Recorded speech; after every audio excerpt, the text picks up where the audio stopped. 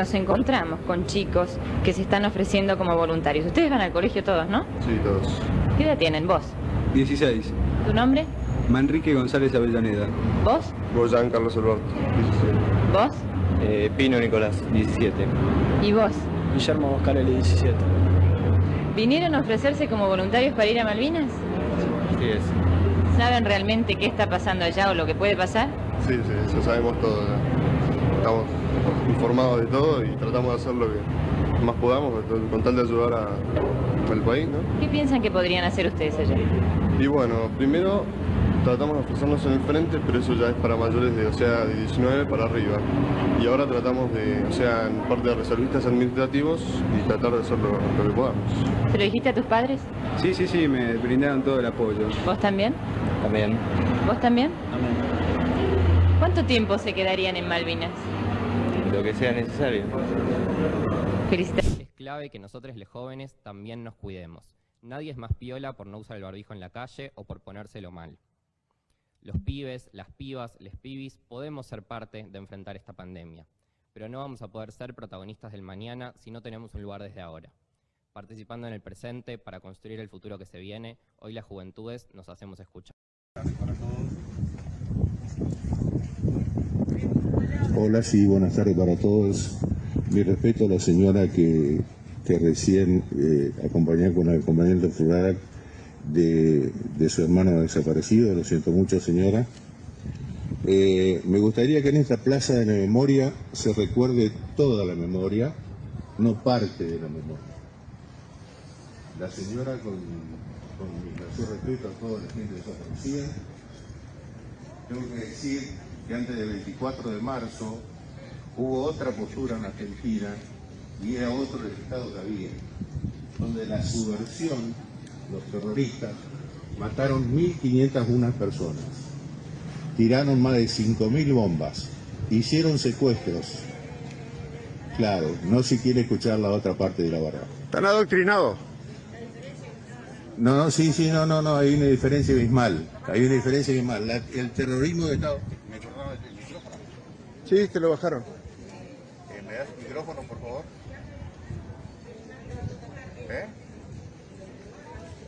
O sea, se puede escuchar una sola voz. Bien. Un aplauso por la democracia. Sí, así siempre se escucha una voz. Un aplauso para la democracia. Uno puede expresar lo que puede.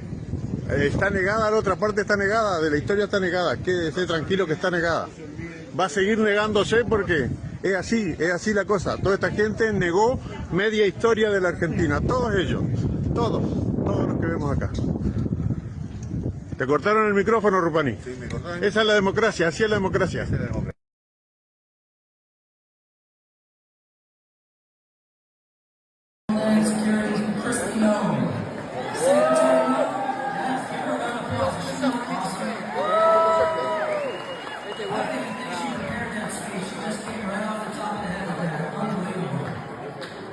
Secretary, know your leadership, your strength, and your unwavering dedication to protecting the station are deeply appreciated. To our VIPs and distinguished guests, thank you for standing with us. Your belief in this mission is what keeps it alive. And to one of my closest friends. Isaurralde. Tendríamos que haber metido en cana, pero vení acá. Vos tenés que estar preso. Cuando todos estábamos jodidos, complicados, vos de puta gastando $200.000. Entonces, premios y castigos. No tienen castigo esos tipos. Son unos caraduras. ¿Pero vos te alejaste de la política mismo por todo lo que vos veías internamente o porque...? No, mi señora me dijo que no quería más. Basta. Digo, pues la manera. Y con este viaje, que a mí me encanta, ella no me deja. Y segundo, que el sueldo no te alcanza. Claro. Dice, no, pero el sueldo es lo de menos. ¿Cómo de menos? No te estoy entendiendo. Claro. Cuando después voy ahí adentro, que no es así. Muchachos, que hay que entrar una K-47, no querrá ninguno a matarme a mí también. Total, no valgo la pena. Bueno, y estamos padeciendo el ataque de un grupo de gente que lo que quiere es silenciarnos, y si pudiese de alguna manera hacernos desintegrar y que no estemos ya presentes, porque de hecho lo están avanzando para que eso suceda. El ejemplo está el instituto virtualmente paralizado, cualquier tipo de financiación extra privada, por externo a la privada, está negada. Eso muestra que que somos seres peligrosos y que la cultura, que quisieran volver tal vez a la cultura como un hecho que es un privilegio de cierto sector social, ¿no? De sectores más encumbrados. Así que nosotros seguimos resintiendo, bancando, diciendo y pensando lo que nos parece que está bien y sobre todo lo que nos parece que está mal. Ponemos nuestra cara, ponemos nuestro corazón y a veces ponemos inclusive nuestro capital simbólico. Este hijo de Gabriel Catopodis, todo lo que dijo que iban a hacer en Bahía Blanca y que estaban haciendo es mentira. Se dan cuenta que la guita se la afanaron. Es la verdad, se la chorearon todas. Y el intendente que está actualmente, como es del mismo palo, no abra la boca. 100.000 millones de pesos es histórico en Bahía Blanca, esfuerzo provincial, esfuerzo municipal. Pidió, lloró, rogó que le mandaran plata a una cuenta que se llama Bahía por Bahía. La cuenta no va para Bahía Blanca, va para los muchachos del peronismo, del kirchnerista. Y si usted pone Bahía por Bahía, supuestamente va a Bahía Blanca. Pero todo el mundo dice que no recibieron un mango. La plata no la están recibiendo los habitantes de Bahía. Se donaron 500 millones de pesos. Santiago del Moro consiguió en Gran Hermano 500 millones de pesos. ¿Dónde mierda está la plata? ¿Dónde mierda está la plata? Díganme, ¿dónde mierda está la plata? Había otro alias que era Bahía por Bahía, Bahías X Bahía. Yo lo compartí porque era el municipio de Bahía Blanca, loco. ¿Dónde está la guita? ¿Dónde está la guita? Acá la única ayuda que estamos teniendo es de los vecinos contra los vecinos, loco. Porque acá nadie se está haciendo responsable de nada. Y estoy re caliente, loco. Estoy recontra remil caliente porque son una manga de hijos de puta, loco. 16 muertos. No están dejando entrar gente a Guaite ni a Cerri porque hay cadáveres flotando. ¿De qué 16 muertos me hablas? TN, C5N y la concha de tu hermana. ¿Qué 16 muertos? Hoy, 24 de marzo, se conmemora el Día Nacional de la Memoria por la Verdad y la Justicia. Como ustedes saben, el gobierno del presidente Milei tiene un compromiso inclaudicable con los derechos humanos. Y contar la historia completa es una tarea crucial en este camino. Por eso, el presidente instruyó la desclasificación total de toda la información y documentación vinculada con el accionar de las Fuerzas Armadas durante el periodo 1976-1983, así como toda otra documentación producida en otro periodo, pero sí relacionada con el accionar de las fuerzas. Esta decisión responde al cumplimiento del Decreto 4 del año 2010, que, si bien se dictó hace ya 15 años, nunca fue implementado completamente. Esto implica el traspaso absoluto de estos archivos en manos de la CIDE, la Secretaría de Inteligencia del Estado, a la órbita del Archivo General de la Nación, organismo encargado de la conservación y consulta de documentos históricos. Durante décadas, los archivos en manos de la CIDE permanecieron en las sombras y solo los gobiernos de turno tuvieron acceso a esta información secreta. A pesar de eslóganes vacíos sobre su compromiso con la verdad, la memoria y la justicia, estos documentos fueron utilizados como un botín de guerra, vaya a saber uno con qué objetivo. De esta manera, y por decisión del presidente Milei, los archivos relacionados al accionar de la última dictadura militar pasarán a estar al servicio de la memoria y no de la manipulación política. En este sentido, y siguiendo la vocación de contar la historia completa, se reconocerá ante la Comisión Interamericana de Derechos Humanos que el atentado del Ejército Revolucionario del Pueblo, más conocido como ERP, a la familia del capitán Humberto Viola fue un crimen de lesa humanidad. En este atroz atentado, ocurrido el 1 de diciembre de 1974 en Tucumán, un grupo de guerrilleros, con escopetas y ametralladoras en mano, interceptaron el auto en el que el capitán viajaba con su familia. Su esposa, María Cristina Picón, embarazada de 5 meses, y sus 2 hijas, María Fernanda, de 5 años, y María Cristina, de tan solo 3 años. Después de una corta balacera, su hija menor, María Cristina, fue asesinada. El capitán Viola, gravemente herido, intentó correr en la dirección opuesta al vehículo para salvaguardar al resto de su familia y fue asesinado por la espalda de un disparo en la cabeza. Su hija mayor, María Fernanda, resultó herida también de un disparo en la cabeza. Estuvo en coma 4 meses y sufrió 8 operaciones, pero logró sobrevivir. Su esposa, que afortunadamente salió ilesa del atentado, falleció en el año 2021 después de pasar el resto de sus días bregando por justicia, dado que tuvo que ver cómo los asesinos de su hija y su esposo, de apellidos Núñez, Carrizo, Paz y Emperador, fueron liberados hacia finales de la década del 80. Como si esto fuera poco, las familias de los asesinos cobraron indemnizaciones del Estado, de acuerdo a la ley 24.043, por haber estado detenidos durante el estado de sitio. En el año 2008, la justicia argentina rechazó abrir la causa, alegando que este atentado no se trató de un delito de lesa humanidad. En 2016, la viuda del capitán Viola apeló ante la Comisión Interamericana de Derechos Humanos en búsqueda de justicia internacional. Durante la gestión del expresidente Alberto Fernández y la exvicepresidenta Cristina Fernández de Kirchner, la Secretaría de Derechos Humanos, en aquel entonces conducida por Horacio Pietragala, remitió una respuesta ante la Comisión Interamericana de Derechos Humanos, donde sostenía que el atentado contra el capitán Viola y su familia no constituía un delito de lesa humanidad. Bajo la presidencia de Javier Milei y habiéndose revisado los antecedentes del caso, se decidió entablar diálogo con la familia, llegando a un acuerdo histórico de solución amistosa, donde se revierte la mirada sesgada e ideologizada que sostuvieron gobiernos anteriores respecto a los trágicos sucesos de la década del 70. Para el gobierno del presidente Milei, el asesinato del capitán Viola y de su familia constituyó un crimen de lesa humanidad. Este 24 de marzo y todos los días es necesario tener memoria completa de la historia de nuestro país y una memoria completa de la historia de nuestras Fuerzas Armadas. ¿Cómo se llegó a esa cifra?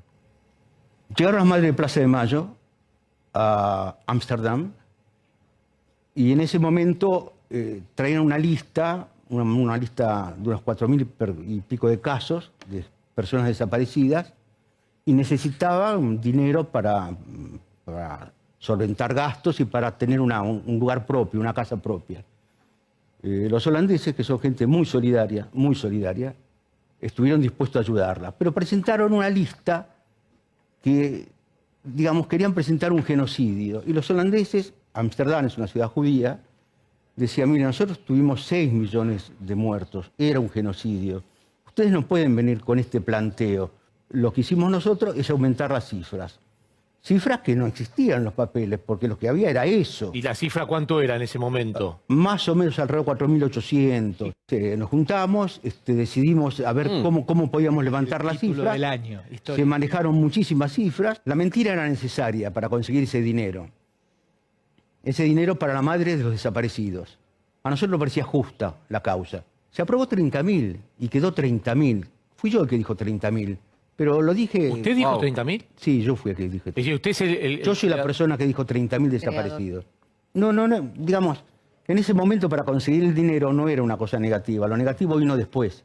Lo negativo fue cuando, con esa cantidad de muertos que ya teníamos y desaparecidos, se aumentaron a 30.000 realmente que no existen. Y esos 22.000 personas que no existen son las que nosotros decimos que es una estafa. ¿Por qué es una estafa? Porque cobraron. Entonces queremos saber, yo personalmente y otros más, queremos saber el nombre de cada persona desaparecida que no figura en la lista. ¿Y que cobró? Y que cobró, porque si los desaparecidos son 8.000 y hay 30.000, quiere decir que los gobiernos de turno hicieron desaparecer a 22.000 personas más, que no sabemos quiénes son. Lo hicieron desaparecer, pero cobraron. ¿Por qué una mujer como usted, militante de derechos humanos, con un hijo desaparecido, en una fecha como hoy, no puede, si quisiera, ir a la Plaza de Mayo? Primero porque estoy muy mayor y no podría ni caminar. Pero segundo porque podría ser objeto de una provocación. Por mi posición, concretamente, por ejemplo, yo no admito que haya 2 números de desaparecidos. No. Uno fue una necesidad al principio, cuando se quería llegar a los organismos internacionales y la única figura era el genocidio. Y para poder arguir que había un genocidio, se inventó el número 30.000. El otro número es el que está documentado. ¿Y saben qué, muchachos? Me pregunto yo, y le pregunto a cualquiera. Entre 10.000, para redondear, y 30.000, hay 20.000 de diferencia. Pasaron los años, se acabó el miedo de la denuncia, los nietos se están encontrando solos, ha habido reparación económica. ¿Me van a decir que hay 20.000 familias en la Argentina que no han denunciado la desaparición de un miembro? ¿Que hay 20.000 personas que pueden desaparecer sin que los compañeros de trabajo de militancia denuncien su desaparición? Sobre todo después en democracia. Díganme, explíquenme cómo, por favor. ¿Ustedes creen que la sociedad argentina es así? No. Absolutamente no. Yo quiero decirle a esos que me trolean y que me acusan de robar, yo me robé 3 bancos, me robé. Perdón, 3 bancos. Y a vos te la robaron esos 3 bancos, seguro. No. Vos que me troleás, a vos te la robaron en el 2001 esos bancos. No, me parece un montón que cancherés con eso. Te amo, boludo. Es Berto Luré. Te amo, es Berto Luré. Pero lo materializa, ¿verdad? Sí, lo pagué. Berto Luré que se Lo pagué hasta el último día, pagué. No me dieron ni siquiera la condicional. Nada, Me cobraron hasta todo. la última hora. Pero los bancos que te robaron a vos en el 2001, los robé yo a ellos. Así que deberías agradecerle, troll del orto. En el medio del conflicto indoamericano, donde estábamos Sí, discutiendo sobre viviendas, Sí. sobre todo, ¿Qué es yo salgo a dar como una especie de conferencia ¿La de que hiciste en Casa prensa. Rosada? No. No, en la puerta del parque, en un momento salgo, y una de los periodistas, creo que era de Crónica, mientras estábamos hablando, no, esto tiene que ver con el hacinamiento que hay en las villas, la Sí, falta de sí. construcción de vivienda, el VIVC hace un montón de cosas. Y uno me dice, ¿es verdad que estuviste preso? Y yo lo miro y le digo, Sí. Como casi todos los que estamos acá. Claro, sí, le dije, pero ¿qué tiene que ver con lo que estamos hablando? No, claro. No, pero no era una información. No, digo, vos estás diciendo eso para Sí. desprestigiarme a mí. Para deslegitimarme. Para que yo no pueda decir que le falta vivienda. Mira, por más que yo estuve preso hace poco, sí. Falta vivienda igual. Sí, falta El tema es el mismo. No cambia la realidad. Entonces sí, ya lo conté hace un montón de veces, estuve preso un montón de veces. Estamos orgullosos del Pitu y de toda su historia completa. Para eso tenés que gestionar. Lucía, te estamos pidiendo que vos, que sos nuestra representante, te pongas la camiseta por nosotros. Que hagas tu trabajo, porque hoy estás acá, mañana no sabemos quién viene. Vos estás acá, cumplís tu función, listo. Lo que yo no te pongas la camiseta de nadie, hacé tu trabajo. No, Lucía, aparte parece que nos está tratando de mentiroso. Nos está tratando de mentiroso porque la compuerta estaba cerrada, Lu. Desde que en el momento, Lu, el día que los bomberos destaparon las compuertas, Guaite drenó. Sí. Las compuertas estaban... Lu, el día que los bomberos destaparon las compuertas, Guaite drenó. Si no fuiste es algo que vos no podés asegurar. Si el viernes a la noche la señora hubiese cruzado a escucharnos a los que nos autoevacuamos porque no tuvimos punto de evacuación, que fueron solamente 2, y cuando el club Huracán colapsó, no nos quedó otra que salir corriendo a Ferrugal. Pedía por favor que cruzara a la señora, aunque sea que nos trajera un vaso de agua. Nunca te hiciste presente, Lucía. Yo no conocía tu cara. Lucía, te toca a vos el cargo, O sea, vas a ser vos la culpable si no lo hacen, ¿entendés? Pero lo van a tener. Pero ¿por qué no lo anunciás? O haces una reunión, o haces una convocatoria, decir, bueno, estamos haciendo esto, acá está escrito. Tenemos el compromiso del intendente que va a hacer esto. Pero tenemos el compromiso del intendente. Bueno, pero vos lo tenés. ¿Nosotros no lo vemos? ¿Por qué el intendente no se hizo presente en la localidad todavía? ¿Por qué el intendente no se hizo presente todavía en la localidad, siendo él el intendente saliente del consorcio de gestión del puerto del Ingeniero Oeste? En este video vamos a destapar uno de los mayores secretos de la historia de Argentina. Vamos a hablar de cómo los Kirchner se hicieron millonarios. Señoras y señores, estamos hablando de la trama maestra, de la mafia, que tiene como figura principal a la expresidente Cristina Fernández de Kirchner, la política más corrupta de la historia argentina. Y te digo más, no solo vamos a hablar cómo amasaron su fortuna, sino también cómo organizaron su impunidad, qué oscuros pactos tejieron y quiénes fueron sus cómplices en este saqueo monumental. Cuando veo estas cajas, éxtasis. ¿Vos sabés que esta estaba allá y la hicieron abrir? Lo habrán filmado, ¿no? Sí. Compartan este video con sus amigos y familiares porque lo que van a ver a continuación es muy importante no solamente para entender este robo mundial, sino también para entender el presente que está pasando Argentina tras décadas de haber sido robada por estos hijos de puta.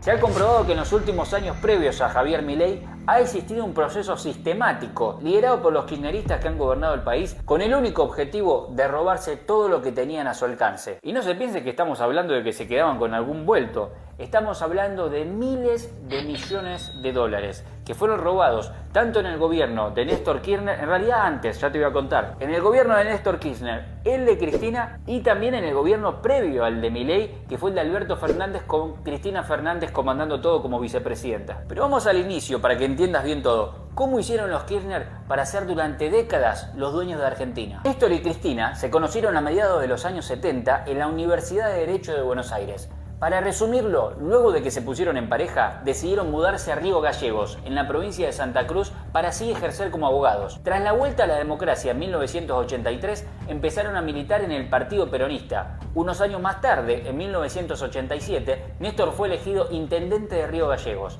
Más tarde sería el gobernador de la provincia de Santa Cruz, acabando en 2003 como presidente de la República Argentina. Por su parte, Cristina Fernández no se quedó atrás e hizo carrera en el Poder Legislativo, siendo diputada provincial, luego diputada nacional y luego senadora nacional, hasta llegar en 2007 a la presidencia de la República. ¿Cómo hicieron para ir ganando cada vez más apoyo? A través de la billetera del Estado, es decir, a través del dinero de la gente. Empezaron a darle beneficios a empresarios, sindicalistas, jueces, periodistas, cantantes que apoyaban al kirchnerismo. Lo cierto es que se ganaban el apoyo de la clase baja a través de planes sociales y ayudas económicas, así como también empresarios, artistas y personas reconocidas se iban ganando el odio de gran parte del país. Durante toda esa época, la mitad del país mantenía a la otra mitad. Los Kirchner, puntualmente Cristina Fernández, empezó a generar cada vez más odio en la sociedad, no solo por lo que estaba robando, sino por la personalidad altanera que tenía, que provocó hasta el día de hoy un rechazo como pocos políticos lo han conseguido. Probablemente la política más odiada de la historia de Argentina. Compramos 300 vagones, 0 kilómetros.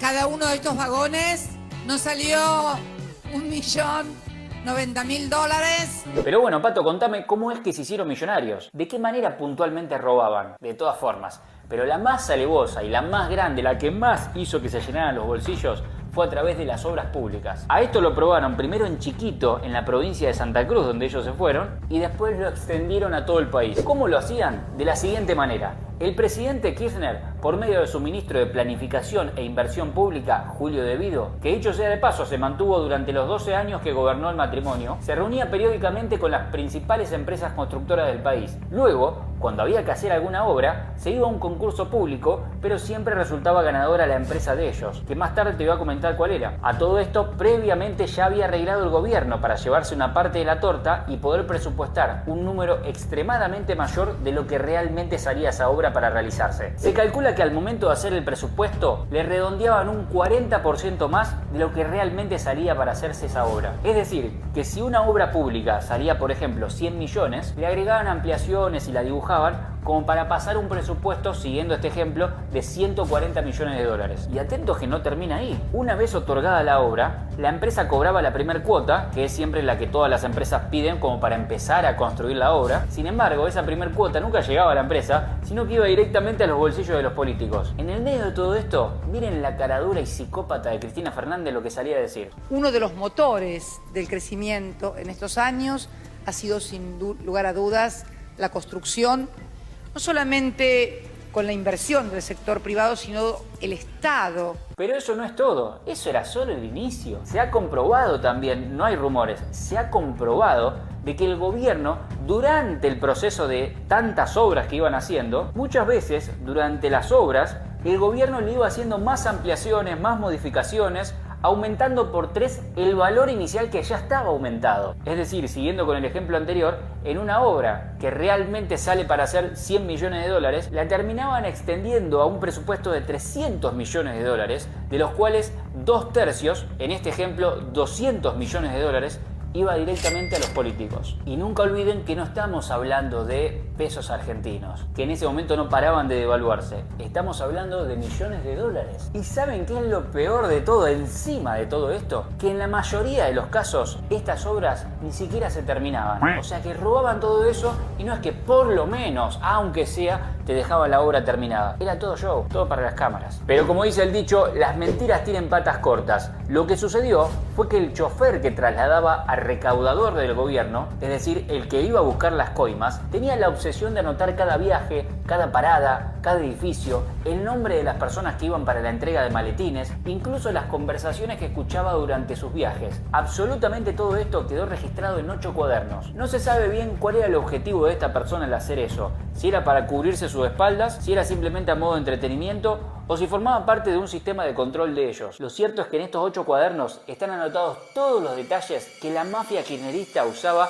por lo menos en este aspecto de tantos que iba robando. La cuestión es que esos cuadernos llegaron a manos de un periodista, que al ver lo que contenía, decidió entregarlos a la justicia. Tras un trabajo de meses de investigación, a finales de 2018, comenzaron las detenciones de altos funcionarios y empresarios vinculados con toda esta mafia. Pero no termina ahí, porque como pasa siempre, cuando empiezan a caer, empiezan a soplar para así obtener beneficios más que nada penitenciarios, como por ejemplo estar en libertad y no en la cárcel durante todo el tiempo que dura el proceso. Uno de ellos fue Carlos Wagner, el presidente de la Cámara de Construcción, que era la persona que convocaba a las empresas y uno de los que más se benefició. Su relato confirmó todo lo que decían los cuadernos. El resto de testimonios fueron en una línea similar, y agárrense porque este número los va a sorprender muchísimo. Según Carlos Wagner, no me extrañaría que sea más encima, confesó que durante los 12 años del gobierno del matrimonio Kirchner recibían de forma diaria una suma de 3 millones de dólares. Es decir, cada día el gobierno recibía de forma ilegal 3 millones de dólares. Solamente contando esos 12 años de gobierno, sin contar el de Alberto. Y solamente contando el área de las obras públicas en lo que refiere a la corrupción,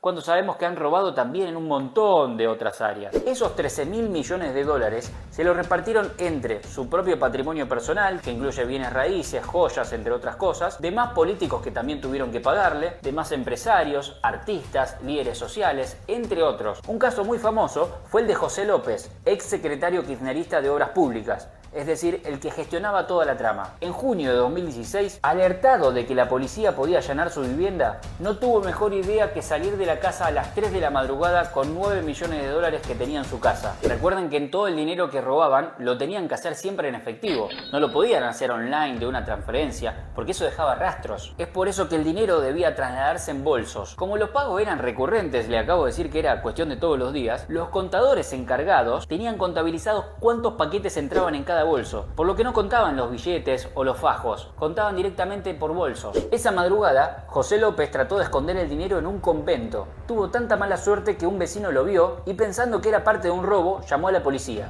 De esta manera, terminó cayendo también José López. Y quizás te estés preguntando cómo en todo este proceso, en todos estos años, nadie se animó a investigar en profundidad a toda esta mafia de los Kirchner o intentar denunciar algo. Hubo varios casos, pero el más conocido fue el del fiscal Nisman, que lo mataron y terminaron diciendo que se quitó la vida cuando todos sabemos la verdad. Me imagino los que no son de Argentina, o los que son de Argentina también y quizá no saben tantos detalles como los que te estoy contando en este video, la impotencia que te debe dar escuchar todo esto. Y quizás más de uno se pregunte, ¿y por qué no la meten presa? No te voy a decir que es imposible, pero sí que es muy difícil de que eso sea posible, más allá de que sea el deseo de muchos. Te cuento por qué. Cristina Fernández de Kirchner fue condenada a 6 años de prisión más inhabilitación perpetua para ocupar cargos públicos. Esto se dio por el delito de administración fraudulenta durante los 12 años que ella y su difunto esposo gobernaron el país entre 2003 y 2015.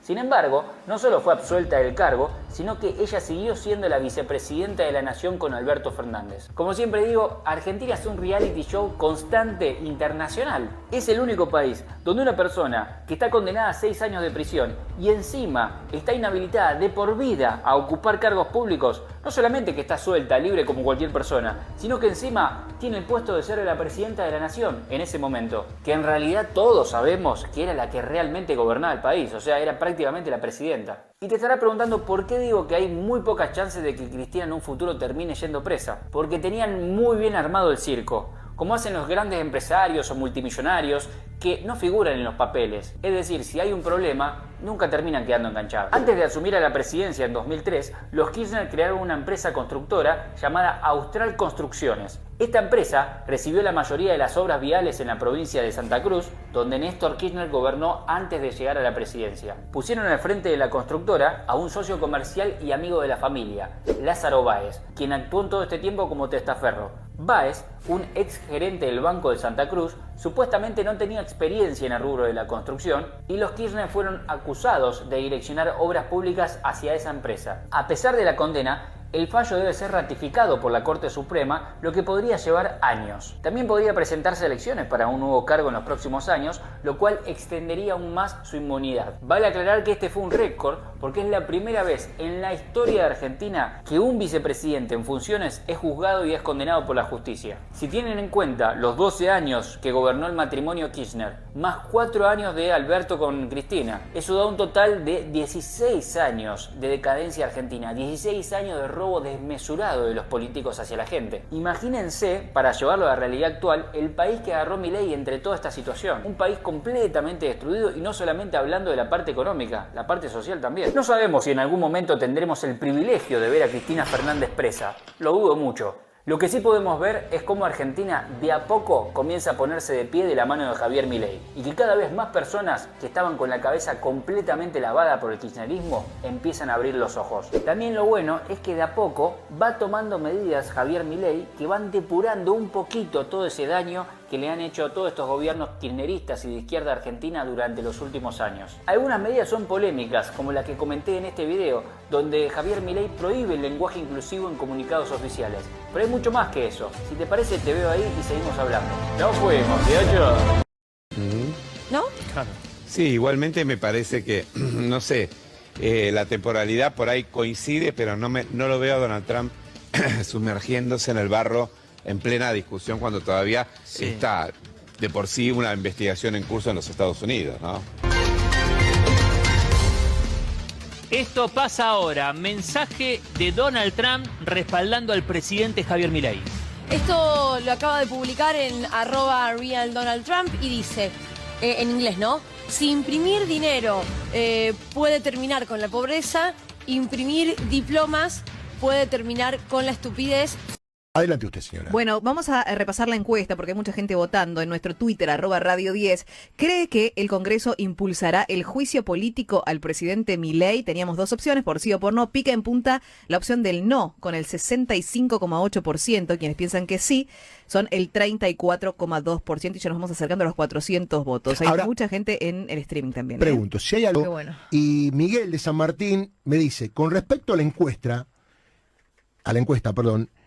en cualquier cuasi democracia, una de las comisiones más importantes de la Cámara es la Comisión de Juicio Político, que me dice, y lo vamos a chequear, no está constituida. Repito, nosotros estamos preguntando por el juicio político a Milei y nos dice un amigo que la Comisión de Juicio Político no está constituida. Bueno, sigue picando en punta la opción del no, con el 65,8%, por el sí 34,2%. Un abrazo a Leo Castillo, que escucha siempre este programa, un compañero.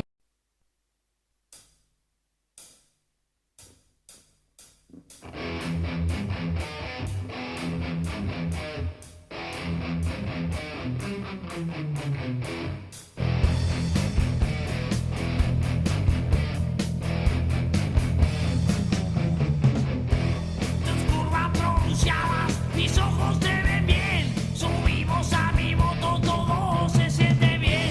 Llegamos a esa playa y todo está ok. Cuando en ese... Pero más allá de esto, justamente era esto, si le van a pedir la renuncia. No, la doctora Bullrich no solo que no va a renunciar, sino que con lo que vimos ayer, supongo que no existe, pero debería ser condecorada, claramente. Lo que vimos ayer fue un ejemplo de excelencia. La verdad que fue un ejemplo de excelencia. Lamentablemente, durante las últimas décadas, nuestra demanda soberana por las islas fue damnificada de forma directa e indirecta por las decisiones económicas, diplomáticas y militares de la casta política. Nadie puede tomar en serio el reclamo de una nación cuya dirigencia es conocida en el mundo por su corrupción e incompetencia y por llevar a la Argentina a los brazos de la escoria del mundo. quien empobrece sistemáticamente a su suelo y hace causa común con dictadores y dictadorzuelos, entra a cualquier negociación diplomática desde una posición de desventaja. Luego, si a eso le sumamos el desarme y la demonización deliberada a las Fuerzas Armadas, teníamos la receta perfecta para que las Islas Malvinas permanezcan para siempre en manos extranjeras. Un país fuerte es un país respetado. Esto no quiere decir que la fuerza hace el derecho, pero tampoco se puede llevar a cabo una política exterior desde un idealismo ingenuo e infantil. Para nosotros las Fuerzas Armadas son motivo de orgullo y hemos dado por terminado el tiempo en el que eran menospreciadas. La soberanía no es que el Estado tenga muchas empresas, ni que financie la industria cinematográfica, ni recitales de cuartas, ni cosas semejantes.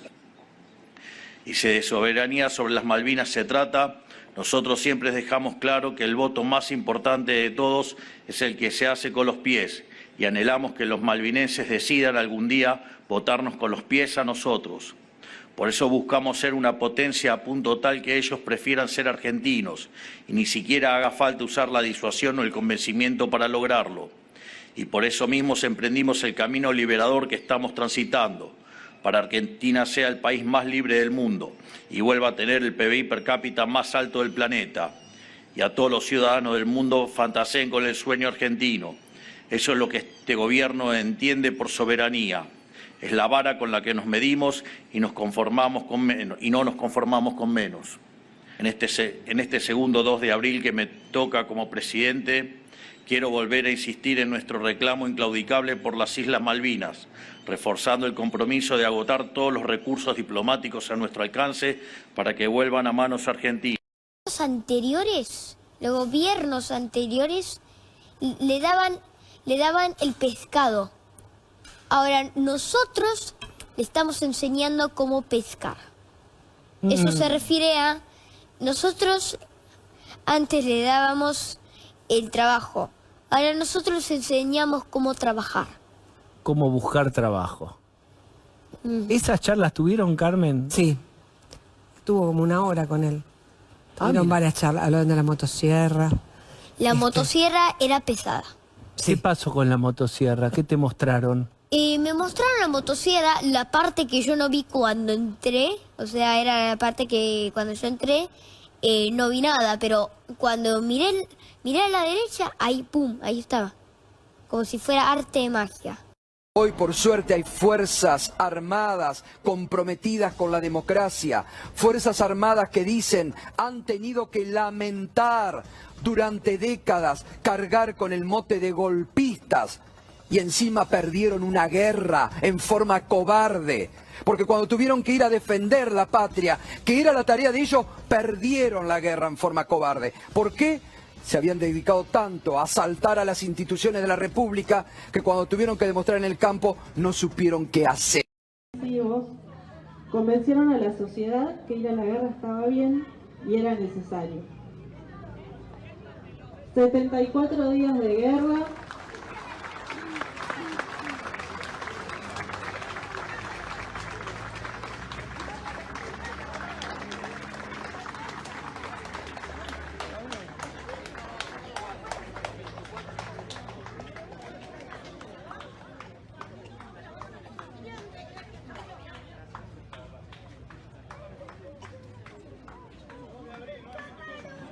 ...74 días de guerra... ...649 soldados, suboficiales y oficiales muertos.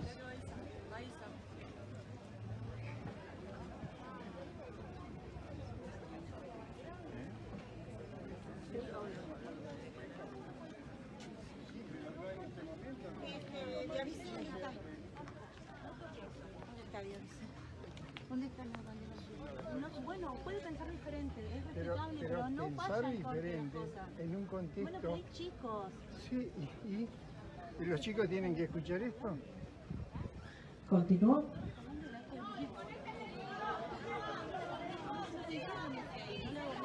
Es para otro momento eso. Y avisé.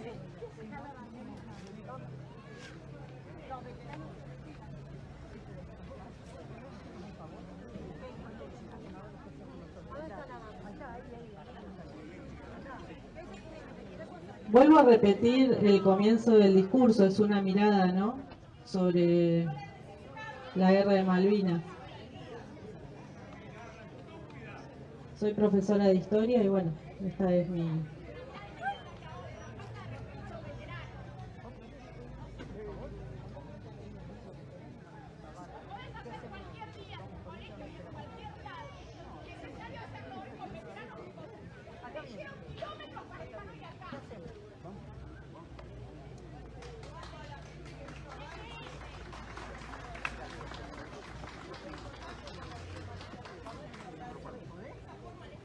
¿Lo termino?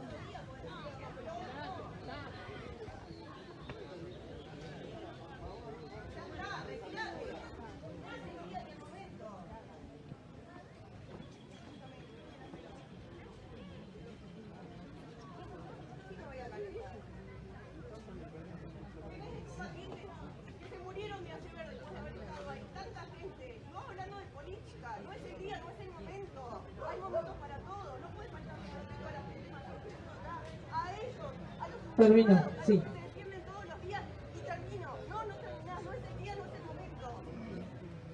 Considero necesaria la reflexión de estas categorías sociales desde una mirada que debe contemplar el reconocimiento social a los excombatientes.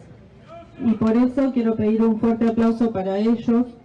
Gracias por tanto y perdón por tan poco.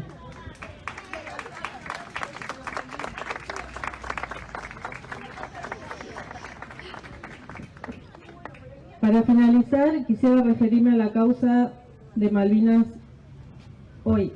En base a diversas fuentes periodísticas, sabemos que la Cancillería Argentina anticipó que en el conflicto sobre soberanía y Malvinas contemplaría la voluntad de los kelpers, reconociéndoles una autodeterminación que no poseen. El presidente Javier Milei celebró una reunión en Davos con el ministro de Relaciones Exteriores, David Cameron, donde aceptó la estrategia diplomática planteada por los británicos. En los medios de prensa, la Cancillería Argentina, representada por Mondino, confirmó que esa es la política aceptada por el gobierno argentino. ¿Qué decía Santoro sobre Cristina hace algunos años nomás? Primer tuit. Olele, olala, Cristina se la come, Bergoglio se la da. Bien, che, el candidato del kirchnerismo, ¿eh? Muy bueno. Segundo tuit, por favor.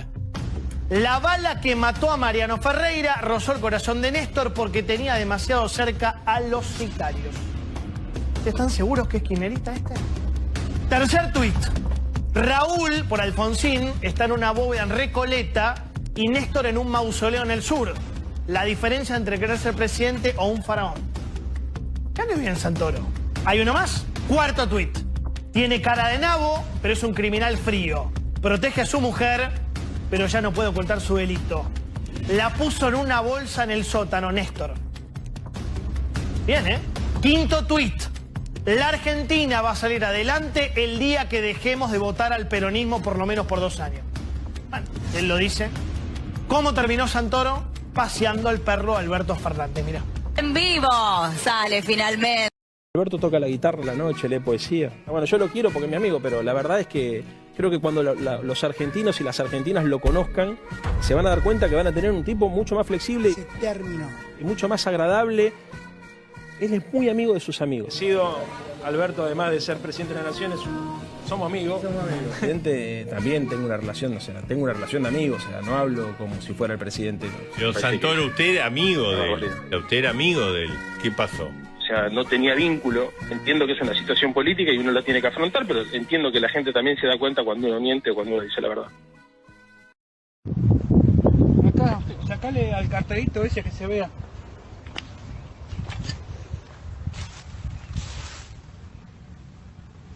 Ropa donada. Andás a ver de dónde. Mirá. Impresionante. Nueva. Con etiquetas. En vez de llevarla para la gente que... Mirá esto. La gente que necesita. Impecable. No se puede creer esto. Pero ¿cómo explicamos todo esto que estamos diciendo cuando en 6 meses la pobreza bajó 14 puntos? Me lo pregunto yo desde el lugar... Suponete que yo dijera, che, yo quiero salir a matarlo al gobierno, económicamente en términos discursivos. ¿Y discursivamente, cómo me planto para decir, che, pero bajó la pobreza a 14 puntos? Le dije, conozcámonos, trabajemos cosas en conjunto. Sí. Le propuse una lista de cosas a hacer en conjunto para fortalecer su gobierno, su liderazgo, porque acá hay un solo presidente. Las anotó esa noche y le dije, ¿por qué anotaste todo? Porque me gustaron. ¿Pero te gustaron? ¿Cuáles te gustaron? Todas. Me gustan todas, quiero hacer todas. Y después fue ninguna. Mi máquina de escribir invisible. Y así sucedió, una milanesa, 2, 4, 5, a la sexta, séptima milanesa dije, bueno, yo veniré acá a comer buenas milanesas, molestar al presidente. No... Ah, sí, claro, voy a escribirlo en mi máquina de escribir invisible. Orate. Juntaba gente para lo que ellos pedían. ¿Qué es juntar gente? Hacíamos ponerle barrios, salíamos a buscar gente para las elecciones, para los trabajos que ellos pedían. En un momento le ofrecieron subsidios a la gente y luego los llevaban a cobrar, donde le sacaban un porcentaje a las personas. Una persona muy allegada a Claudia Pombo los acarreaba, se esperaba en la puerta del cajero o en el banco cuando cobraban, salían, le entregaban el ticket y se quedaba con X cantidad de dinero para ellos. ¿Pombo y Donofrio responden a alguien? A Sergio Massa. ¿Lo conociste a Sergio Massa? Sí, claro. Todo lo que pasó con los negocios de las fotomultas y de las BTV, Massa ¿puede desconocerlo? Yo creo que no. Yo creo que no. Una bomba esto, Luisito, ¿eh? Ese señor Escobar, ¿es un arrepentido, alguien que denuncia, alguien que lo dejaron fuera del negocio? Mirá, estuvimos trabajando varios meses, desde comienzo de año, con este tema. Hablamos con un montón de personas que cuando se encendía la cámara se arrepentían. Esta persona fue el chofer, fue asesor, trabajó políticamente para Pombo, Donofrio, y estuvo hasta en los cumpleaños, como viste, ahí cortando una torta enorme, que hacían chistes los protagonistas. ¿Cumpleaños de quién? Sergio Massa, de Donofrio, pero que estaba Sergio Massa. Y decían, miren la torta que tenemos. Bueno, a ver qué pedazo se lleva cada uno de la torta, ¿no? Perdón, pero... la torta de las fotomultas debe ser una torta multimillonaria, una de las cajas multimillonaria de la provincia de Buenos Aires, sin duda, ¿no? Sin duda. Pero mirá esto, porque esto lo va a empezar a investigar la justicia y tenemos mucha información al respecto. A ver. Hablamos con varias peluqueras de este lugar donde supuestamente para la justicia se lavaba plata. Y mirá que nos niegan, pero los reportes oficiales dicen esto. Las peluqueras trabajaban en la honorable Cámara de Senadores de la provincia de Buenos Aires. ¿Qué nos dicen las peluqueras? Te doy los nombres. Sandra Argentina Cruz, Mara Magdalena. Nunca trabajamos. ¿Pero cómo? Figuran que trabajaron en el Senado. Y vos decís que por ahí, ¿y entonces qué pudo haber pasado? ¿O mienten o se lo...? O mienten, no es un caso más chocolate, Luis. O la metieron ahí ni sin enterarse. ¿Qué sé yo? Mira, el otro lugar donde trabaja. Hair System SRL. ¿Qué es Hair System? Es la peluquería, este es el nombre oficial de la empresa. O sea, ¿estamos ante otro caso chocolate? El tema de las BTV va a terminar derivando en cómo realmente cobran los sueldos las peluqueras. Vos me dirás, ¿es tan relevante? Y lo que pasa es que, ¿quién controla cuánto factura una peluquería que tenés? Claro. 12 peluqueros, cuando fuimos nosotros había un solo cliente. 12 peluqueros por un cliente. Qué raro. Argentina, ¿por qué nos dejan salir entonces? En tu nariz está pasando, ustedes han venido a controlar productos bolivianos, no han venido a controlar el importante. No se controla